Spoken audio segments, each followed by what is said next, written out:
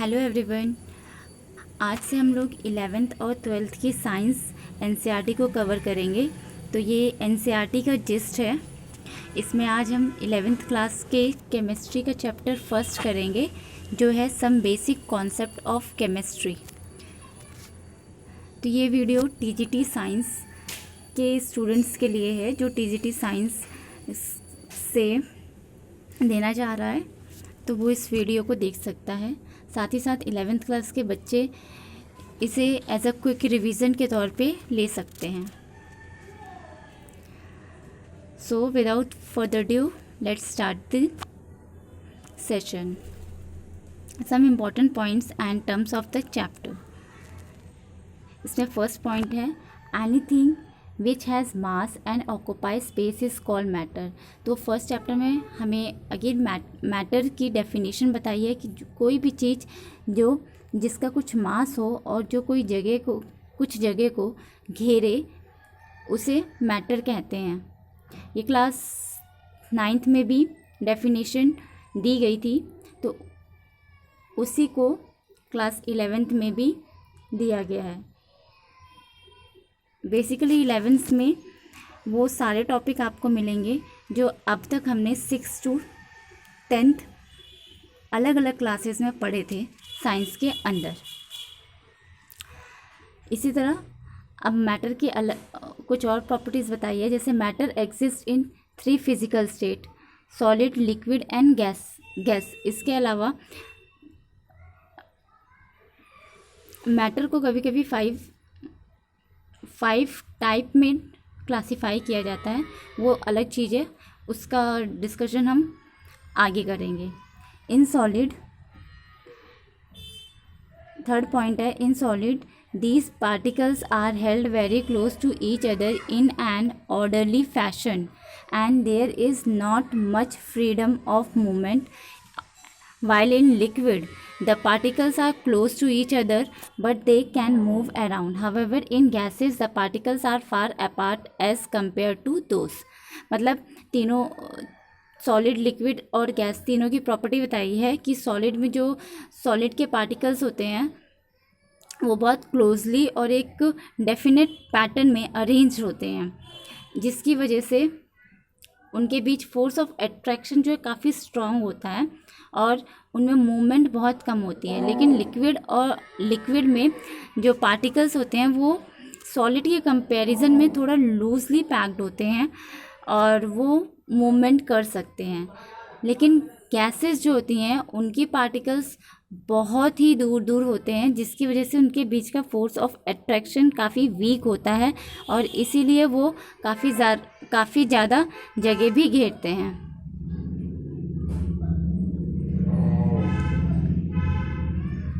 और इनमें movement fast होती है। तो सबसे फास्ट मूवमेंट गैसेस में होगी पार्टिकल्स के बीच, और उसके बाद लिक्विड में, और सबसे लीस्ट मूवमेंट या free movement of particles observe होता है सॉलिड में। उसके बाद हमारा फोर्थ पॉइंट है solid have definite volume and definite shape. उसके बाद लिक्विड की प्रॉपर्टी बताई है, liquid have definite volume but not definite shape, they take the shape of the container in which they are placed. Gases have neither definite volume nor definite shape, they completely occupy the container in which they are placed. Again solid में क्योंकि force of attraction high होता है particle के बीच में, इसीलिए उनका एक definite shape और डेफिनेट वॉल्यूम होता है। लिक्विड में डेफिनेट शेप नहीं होता लेकिन डेफिनेट वॉल्यूम होता है, क्योंकि जो लिक्विड होता है वो जिस भी कंटेनर में रखा जाता है वो उसका शेप अटेन कर लेता है। और गैसेस में ना ही डेफिनेट शेप होता है और ना ही डेफिनेट वॉल्यूम होता है, क्योंकि गैसेस पार्टिकल के बीच का जो फोर्स ऑफ अट्रैक्शन होता है वो बहुत कमज़ोर होता है, बहुत वीक होता है, जिसकी वजह से पार्टिकल बहुत दूर दूर तक स्कैटर्ड करते हैं। और इसीलिए गैसेस को हम जिस भी कंटेनर में रखते हैं वो उसी का शेप एक्वायर कर लेता है। नेक्स्ट पॉइंट है a mixture contain 2 or more substance present in it in any ratio which is called its component। तो कंपोनेंट की डेफिनेशन बताई है कि अगर किसी मिक्सचर में 2 या 2 से ज़्यादा सब्सटेंस प्रेजेंट होते हैं किसी भी रेशियो में, मीन्स रेशियो फिक्स होना या ना होना मैटर नहीं करता, उन्हें हम कंपोनेंट्स कहते हैं। 8 पॉइंट बताया है। अब मिक्सचर में भी, अब मिक्सचर का टाइप बताया है कि मिक्सचर को हम दो क्लास में क्लासीफाई करते हैं, होमोजीनियस मिक्सचर और हेट्रोजीनियस मिक्सचर। होमोजीनियस मिक्सचर वो होते हैं जिनके जो कंपोनेंट होते हैं वो कम्प्लीटली मिक्स हो जाते हैं आपस में, और उनका कंपोजिशन जो है यूनिफॉर्म होता है पूरे मिक्सचर में। ठीक है, इसका एग्जाम्पल है शुगर सॉल्यूशन एंड एयर। इसी तरह हेट्रोजीनियस मिक्सचर वो मिक्सचर होते हैं जिनके कंपोजिशन यूनिफॉर्मली उस मिक्सचर में मिक्स नहीं होते हैं, और कभी कभी उन कंपोनेंट्स को हम क्लियरली ऑब्जर्व कर सकते हैं, देख सकते हैं। इसका एग्जाम्पल है mixture of salt and sugar या grains and pulses along with some dirt. तो ये एनसीईआरटी का एज इट इज़ एग्जाम्पल लिया गया है। इसमें सबसे ज़्यादा कन्फ्यूज़न आती है एयर को लेकर कि एयर होमोजीनियस है या हेट्रोजीनियस है। तो एयर जो है वो होमोजीनियस मिक्सचर है। क्लियर? हम लोग अब आगे का पॉइंट देखते हैं। The component of mixture can be separated by using physical method such as simple hand picking, filtration, crystallisation and distillation. तो जो मिक्सचर के कंपोनेंट्स होते हैं उन्हें हम दो मेथड से सेपरेट कर सकते हैं। एक फिजिकल मेथड होता है, दूसरा केमिकल मेथड होता है। तो इसमें जो फिजिकल मेथड के अंदर प्रोसेस आते हैं वो है डिस्टिलेशन, क्रिस्टलाइजेशन, फिल्ट्रेशन और हैंड पिकिंग, मतलब हाथ से अलग करना। इसके अलावा भी मिक्सचर को क्लासिफाई किया गया है दो कैटेगरी में, जिसमें प्योर सब्सटेंस आता है। प्योर सब्सटेंस उन्हें कहते हैं जिनका फिक्स कंपोजिशन होता है। प्योर सब्सटेंस वो सब्सटेंस होते हैं जिनके फिक्स कंपोजिशन होते हैं, जैसे copper, silver, gold, glucose are some example of pure substance. Glucose containing carbon, hydrogen and oxygen in a fixed ratio, and thus like all other pure substance has a fixed composition. Also, the constituent of pure substance cannot be separated by simple physical method. मतलब pure substance कोई भी हो, अगर उसके component fix ratio में present रहते हैं तो हम उन्हें फिजिकल मेथड से सेपरेट नहीं कर सकते। अब एलिमेंट क्या होता है उसकी डेफिनेशन बताई गई है। तो एलिमेंट बेसिकली वन टाइप के पार्टिकल्स से बना होता है। दीज पार्टिकल्स में भी, और इन पार्टिकल्स को हम एटम या मॉलिक्यूल दोनों कहते हैं। एटम जब फ्री स्टेट में हो, मॉलिक्यूल जब एक ही एटम्स के दो मॉलिक्यूल्स आपस में जुड़े होते हैं, जैसे H2 जो है मॉलिक्यूल है, और अगर मैं H लिखूं तो वो एटम हो जाएगा। Example sodium, copper, silver, hydrogen, oxygen etcetera are some example of elements. They all contain atom of one type, however the atom of different element are different in nature. Some elements such as sodium or copper contain single atom held together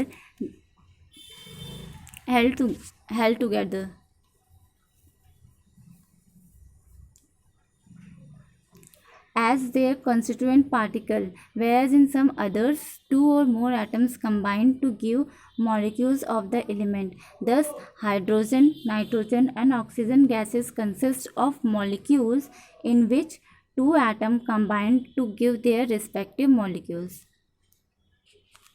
तो इसमें यही बताया गया है कि एक जो element होता है वो एटम और मॉलिक्यूल का बनता है, और एटम सेम टाइप, मॉलिक्यूल जो है वो सेम टाइप के एटम के कॉम्बिनेशन से भी बनता है, प्लस डिफरेंट टाइप के एटम के कॉम्बिनेशन से भी बनता है, लेकिन फिक्स रेशियो में। जैसे वाटर H2O, ये वाटर का मॉलिक्यूल कहलाएगा, और इसे हम कंपाउंड भी कहेंगे क्योंकि ये इसमें टू डिफरेंट एलिमेंट्स का कॉम्बिनेशन है। इसके बाद SI यूनिट के बारे में बताया गया है। SI का फुल फॉर्म होता है सिस्टम इंटरनेशनल डी यूनाइट्स। तो ये पूरा फुल फॉर्म है SI का। ये कभी कभी पूछ लिया जाता है SI की फुल फॉर्म क्या है। इसमें कुछ 7 बेस यूनिट्स दी गई हैं जिन्हें हम मेज़रमेंट में यूज़ करते हैं।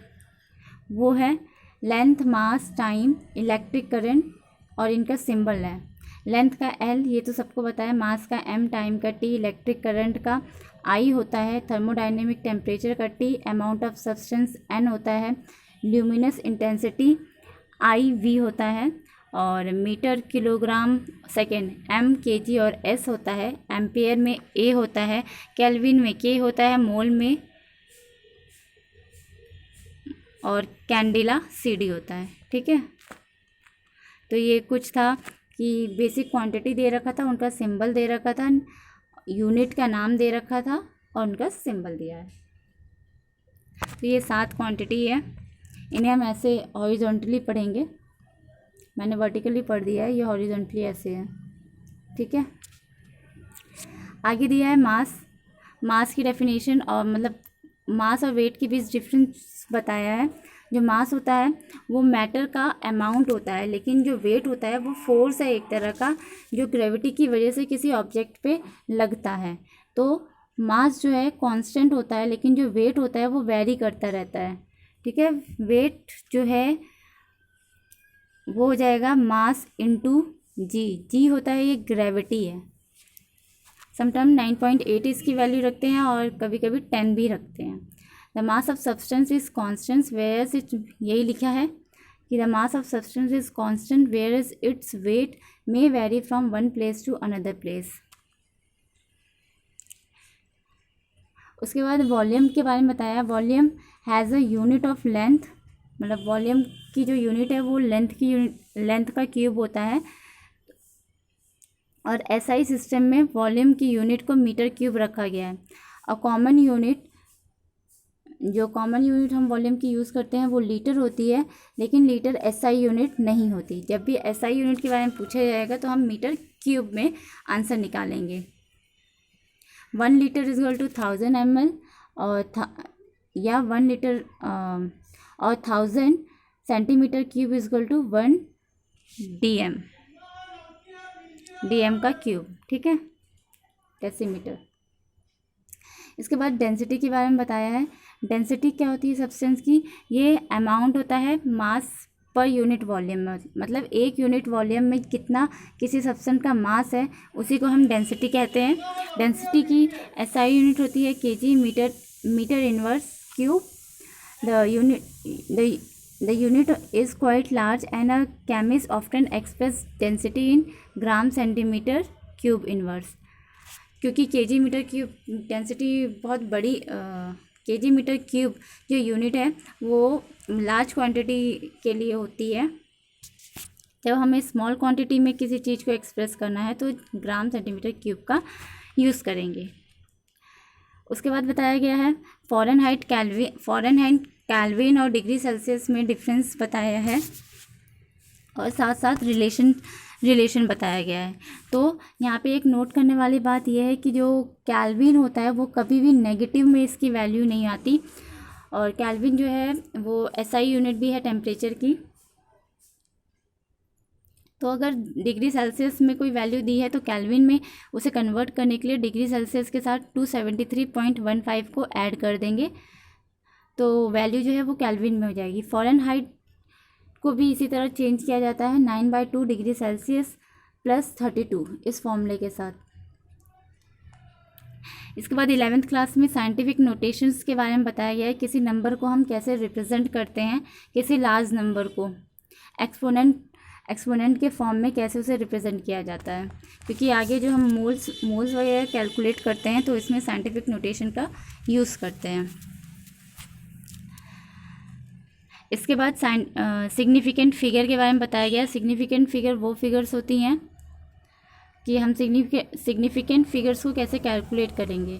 तो डेफिनेशन में बताया गया है कि significant figures are meaningful digit which are known with certainty.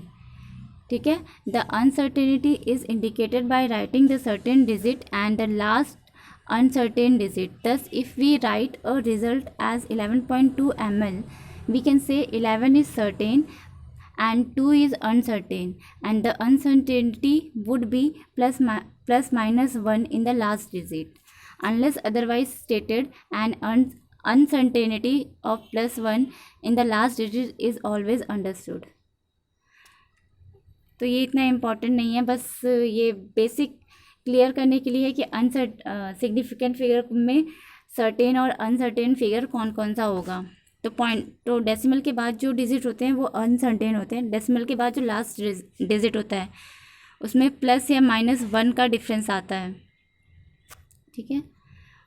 उसके बाद बताया गया है कुछ रूल्स होते हैं सिग्निफिकेंट फिगर को डिटरमाइन करने के, वो रूल्स पढ़ लेते हैं हम लोग। पहला रूल है all non zero digit are significant. जितने भी नॉन ज़ीरो डिजिट होंगे वो सिग्निफिकेंट होंगे। जैसे कि 285 में तीनों 2, 8 और 5 तीनों सिग्निफिकेंट फिगर हैं, और 0.25 ml में सिर्फ 2 सिग्निफिकेंट फिगर हैं, वो है 2 और 5, ठीक है। इसमें ज़ीरो इंक्लूडेड नहीं होगा। डेसिमल के पहले जो ज़ीरो है उसे इंक्लूड नहीं करेंगे, लेकिन अगर डेसिमल के बाद ज़ीरो है तो हम उसे इंक्लूड करते हैं सिग्निफिकेंट फिगर में। जैसे आगे दिया है, zero preceding to first non zero digit are not significant, such zero indicate the position of decimal point. Thus 0.03 has one significant figure that and 0.0052 has two significant figure. इसमें decimal के बाद जो zero है और digit के पहले उन्हें consider नहीं किया जाएगा, उन्हें कैलकुलेट नहीं किया जाएगा सिग्निफिकेंट डिजिट में। लेकिन अगर ये ज़ीरो 5 2 के बाद लिखे होते तो इन्हें हम सिग्निफिकेंट फिगर में कैलकुलेट करते। जैसे zero between 2 non zero digits are significant, मतलब 2 नॉन ज़ीरो डिजिट, इसमें 2 और 5 हो गए, इनके बीच के तो ज़ीरो हैं, इनकी वैल्यू होती है, तो इसमें टोटल 4 सिग्निफिकेंट फिगर हैं। और लास्ट पॉइंट जब तक हम कैलकुलेट कर रहे थे, ज़ीरो एट द एंड और right of the number are significant. तो अगर इसका एग्जांपल देखिए, 100 has only one significant figure, but 100 के बाद अगर मैं पॉइंट लगा दूँ तो इसमें 3 सिग्निफिकेंट फिगर हो जाएंगे, और 100 के बाद पॉइंट लगाने के बाद अगर मैं ज़ीरो भी लगा दूँ तो इसमें 4 सिग्निफिकेंट फिगर हो जाएंगे। तो ये सिग्निफिकेंट फिगर्स कैसे कैलकुलेट करते हैं, इन्हें एक बार आप लोग ध्यान से पढ़ लेंगे। ये यूटी वगैरह के लिए इम्पॉर्टेंट है, वैसे एग्ज़ाम में नहीं पूछा जाता, पर बेसिक कैलकुलेशन जो केमिस्ट्री में हम लोग करते हैं उसमें इनकी नॉलेज के बिना हम एग्जैक्ट आंसर नहीं निकाल सकते। उसके बाद ई पॉइंट है counting number of object from, for example 2 balls और 20 eggs have infinite significant figure as these are exact number and can be separated by writing infinity number of 0 after placing a decimal। तो ये point note कर लेंगे। Next point है in number written in scientific notation all digits are significant. Example 4.01 into 10⁻² has 3 significant figure and 8.256 into 10⁻³ has 4 significant figure। मतलब अगर हमने scientific notation के form में, यानी बड़ी वैल्यू को छोटा बना के 10 की पावर के फॉर्म में लिखा है, तो उसमें जितने भी डिजिट्स होंगे वो सब सिग्निफिकेंट फिगर में काउंट किए जाएंगे। इसके बाद लॉ ऑफ कंजर्वेशन ऑफ मास के बारे में बताया गया है, जिसमें ये अगेन सेम है law of conservation of energy के लॉ से, मतलब law of conservation of energy जो है वो और लॉ ऑफ कंजर्वेशन ऑफ मास दोनों सेम है और दोनों एक ही बात कहते हैं। बस जब मास की बात करते हैं तो हम एनर्जी को मास से रिप्लेस कर देते हैं। जैसे क्या कहा गया है, कि matter can neither be created nor be destroy, मतलब वो एक फॉर्म से दूसरे फॉर्म में चेंज हो सकता है, लेकिन ना डिस्ट्रॉय किया जा सकता है उसे और ना बनाया जा सकता है। ठीक है, इसी तरह लॉ ऑफ डेफिनेट प्रोपोर्शन है जो दिया गया है, किसने, गेज ने दिया था, और इन्होंने बताया था कि जो भी गिवन कंपाउंड होता है उसमें हमेशा सेम प्रोपोर्शन में एलिमेंट्स प्रेजेंट होते हैं उनके वेट के according. So law of definite proportion state that a given compound always contain exactly same proportion of element by weight। इसी की तरह लॉ ऑफ मल्टीपल प्रोपोर्शन है जिसके अकॉर्डिंग अगर दो एलिमेंट कंबाइन किए जाते हैं एक कंपाउंड बनाने में, तो जो उनका मासेस होता है वो दूसरे एलिमेंट के मास से एक फिक्स रेशियो में कंबाइन होता है। ठीक है, जैसे वाटर हो गया, तो वाटर बनाने के लिए हाइड्रोजन का 2 मोल और ऑक्सीजन का 1 मोल ही यूज़ होता है। ठीक है, ऑक्सीजन का 1 मोल यूज़ होता है। तो जैसे H2 हो गया तो हाइड्रोजन के 2 एटम और ऑक्सीजन का 1 एटम यूज़ हुआ है, तो ये एक फिक्स रेशियो में ही 2:1 में ही जब कंबाइंड होगा तभी वाटर बनेगा, वरना नहीं बनेगा। तो ये है लॉ ऑफ मल्टीपल प्रोपोर्शन। ठीक है, इसके बाद ल्यूकास लॉ ऑफ गैसियस वॉल्यूम, तो ये लॉ भी इम्पॉर्टेंट है। This law was given by Gay लूकास in 1808। The observed that when gases combine or are produced in a chemical reaction, they do so in a simple ratio by volume, provided all gases at the same temperature and pressure।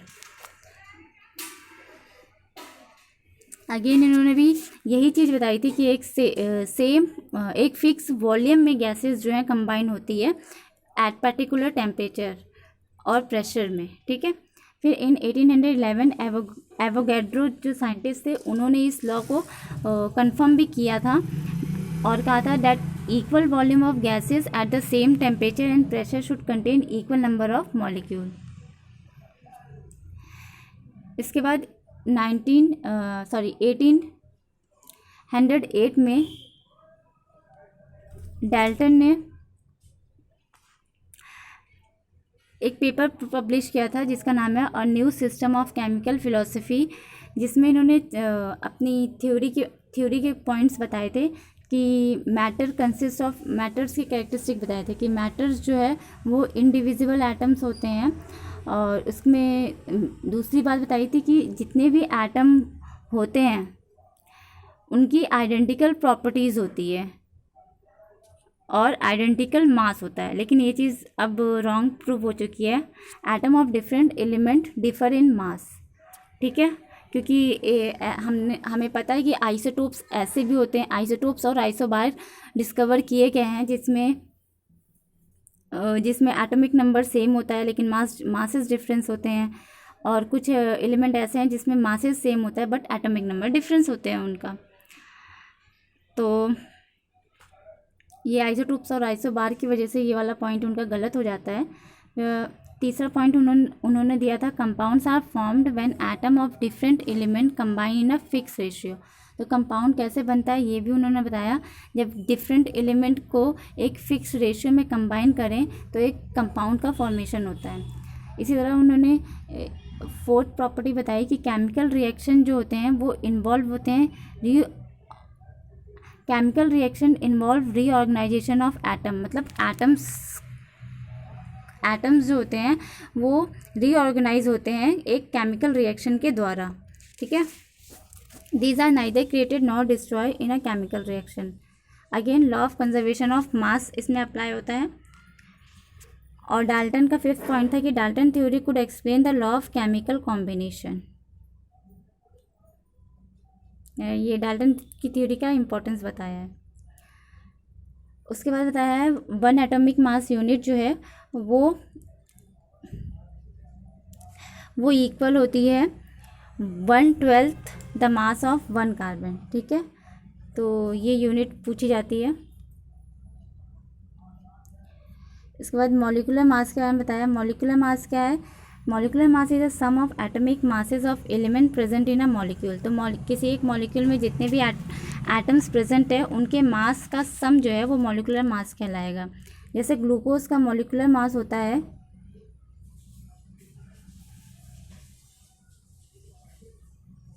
180। तो glucose में क्या क्या होता है? Carbon होता है, hydrogen होता है, ऑक्सीजन। तो कार्बन, हाइड्रोजन, ऑक्सीजन के जितने भी एटम प्रेजेंट होते हैं उनके मासेस का सम इक्वल होता है मॉलिकुलर मास के। ठीक है। अब ऐसे अगर वाटर का देखें तो वाटर H2O होता है, तो इसका मॉलिकुलर मास क्या हो जाएगा? हाइड्रोजन का हम 1 कंसीडर करते हैं, लेकिन इसका एग्जैक्टली 1 नहीं होता, 1.008 होता है।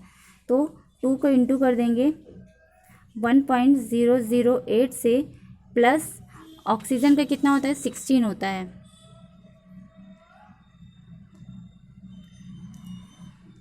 तो इसका आंसर आ जाएगा 18। ठीक। इसी तरह मोल जो होता है, मोल क्या है? ये है amount of the mole is the amount of substance of a system which contain as many elementary entities as there are atoms in 0.012 kilogram of carbon 12। मोल का सिंबल MOL होता है। when the mole is used, the elementary entities must be specified and may be atom, molecule or ions, electron, other particles or specified groups of such particle. The number of entities in one mole is so important that it is given a separate name and symbol. It is known as Avogadro constant, denoted by Na, in honor of Amadeo Avogadro। तो Avogadro number क्या होता है? 6.022 into 10⁻23। इसके बाद empirical formula के बारे में बताया है। इम्पेरिकल फार्मूला क्या होता है? ये होता है empirical formula represent the simplest whole number ratio of various atom present in a compound, whereas the molecular formula shows the exact number। तो ये मेन डिफरेंस होता है कि इम्पेरिकल फार्मूला को हम होल नंबर के रेशियो में एक्सप्रेस करते हैं, लेकिन मॉलिकुलर फार्मूला जो होता है वो एग्जैक्ट नंबर होता है। ठीक है। एक तरह से कहेंगे ये रफ है, ये फेयर है। ठीक है। जैसे इक्वेशन जब हम लोग बनाते थे तो उसमें पहले स्केलेटन इक्वेशन बनाते हैं, फिर उसे हम बैलेंस करते हैं। ठीक है। सेम वैसे ही हम इसमें पहले एम्पिरिकल फार्मूला बनाते हैं, फिर उसका मॉलिकुलर फार्मूला निकालते हैं।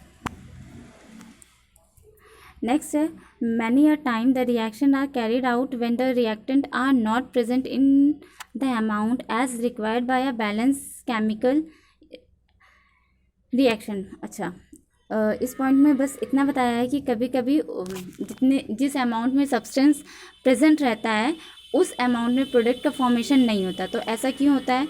ऐसा इसलिए होता है कि कितना प्रोडक्ट बनेगा वो लिमिटिंग रिएजेंट पे डिपेंड करेगा। ठीक है। जो रिएक्टेंट स्मॉल अमाउंट में प्रेजेंट है उस पर डिपेंड करेगा कि प्रोडक्ट कितना बनना है। और इसीलिए जो स्मॉल अमाउंट में सब्सटेंस प्रेजेंट है या रिएक्टेंट प्रेजेंट है उस रिएक्टेंट को कहते हैं हम लिमिटिंग रिएजेंट। ठीक है।